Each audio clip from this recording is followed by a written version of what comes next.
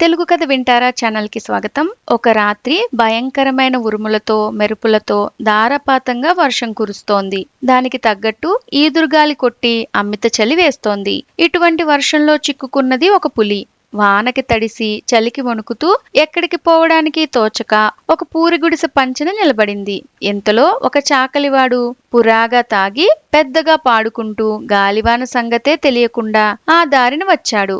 ఆ రోజే వాడి గాడిద ఎటో తప్పించుకుని పారిపోయింది. వాడు వానలో పడి వస్తూ గుడిసె పంచన నిలబడి ఉన్న పులిని చూసి తన గాడిదే అనుకున్నాడు. వెంటనే పాడటం ఆపి పులిని సమీపించి, ఆసి నిన్ను నరక, ఇక్కడ దాక్కున్నావా? నీకోసం ఊరంతా తిరిగి చచ్చానే, పద ఇంటికి, నిన్నేం చేస్తానో అంటూ ఒక చేత్తో పులి చెవి పట్టి మెలిపెడుతూ రెండో చేత్తో దాని వీపు మీద చరుస్తూ దాన్ని ఇంటికి తోలుకుపోయాడు. అసలే గాలివానికి సగం చచ్చి ఉన్న పులి వాడి వెంట వెళ్ళింది. చాకలి పులిని గుంజకు కట్టేసి ఇంటికి పోయి అన్నం తిని పడుకుని హాయిగా నిద్రపోయాడు. మర్నాడు తెల్లవారి చాకలివాడి భార్య బయటకు వచ్చి చూసేసరికి గుంజకు పులి కట్టేసి ఉంది. ఆమె పై ప్రాణాలు పైనే పోయాయి. అది గబాలన ఇంట్లో దూరి తలుపేసుకుని చాకలాడితో బయట పులి ఉన్న సంగతి చెప్పింది. తాను రాత్రి పట్టుకొచ్చింది పులి అని తెలియగానే చాకలివాడికి కూడా భయం పుట్టి వాడు బయటికి రాలేదు. కాని కాసేపటికల్లా చాకలివాడు ఇంటి ముందర పులిని కట్టేశాడన్న వార్త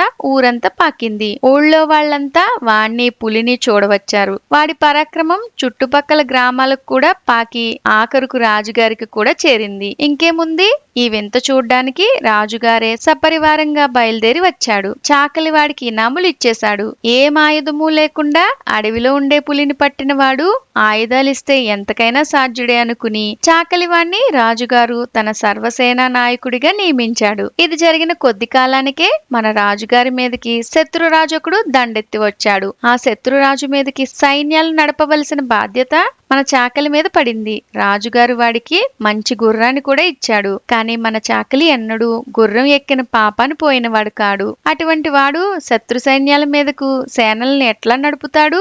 అందుకని రాజుగారితో చాకలి ఏమన్నాడంటే, మహారాజా, ముందుగా నేను వెళ్లి శత్రు సైన్యాలను రహస్యంగా తనిఖీ చేసి వస్తాను. నాకు 2 రోజులు గడువిప్పించండి అన్నాడు. రాజుగారు సరేనన్నారు. చాకలి ఇంటికి వచ్చి ప్రాణం మీదకి వచ్చిందే, ఏమిటి ఉపాయం అని పెళ్ళాన్ని అడిగాడు. ముందు చాకలి కనీసం గుర్రాన్ని ఎక్కడమైనా నేర్చుకోవాలిగా, ఆ పని చేయమని చాకలివాని భార్య సలహా ఇచ్చింది.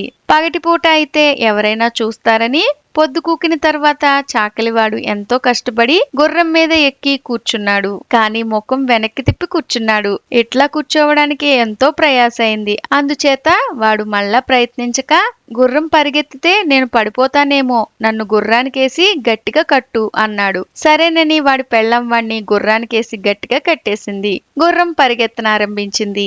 అసలే అది ఉత్తమ జాతి గుర్రం. ఎన్ని యుద్ధాలకో పోయి వచ్చింది. బయలుదేరితే బాణంలాగా పోవడం దానికి అలవాటు.